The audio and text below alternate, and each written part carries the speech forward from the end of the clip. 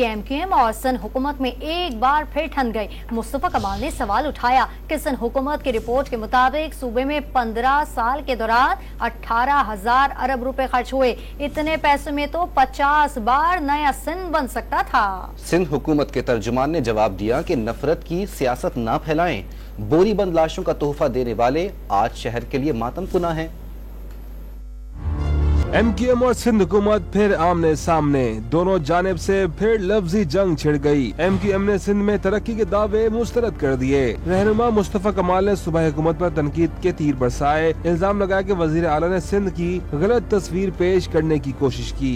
سندھ کی حکومت کے اپنے رپورٹس کے مطابق 18,000 ارب تقریباً خرچ کر چکے ہیں۔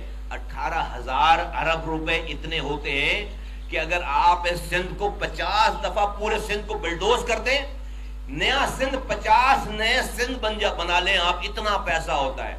اگر آپ ایک لمحے کے لیے ان اشتہارات سے نظر اٹھائیں اور کراچی سے چلنا شروع کریں، کشمور تک آپ سفر کریں، تو خدا کی قسم لوگ یہ کہتے ہیں کہ جیسے ہی پنجاب شروع ہوتا ہے ہمیں سڑکوں کا فرق پتہ چلنا شروع ہو جاتا ہے۔ رہنما MQM کی تنقید پر ترجمان سندھ حکومت نے انہیں آڑے ہاتھوں لیا۔ مرتضی وہاب کا کہنا تھا مصطفیٰ کمال 2 دن پہلے دل جوڑنے اور بعد میں توڑنے کی بات کرتے ہیں۔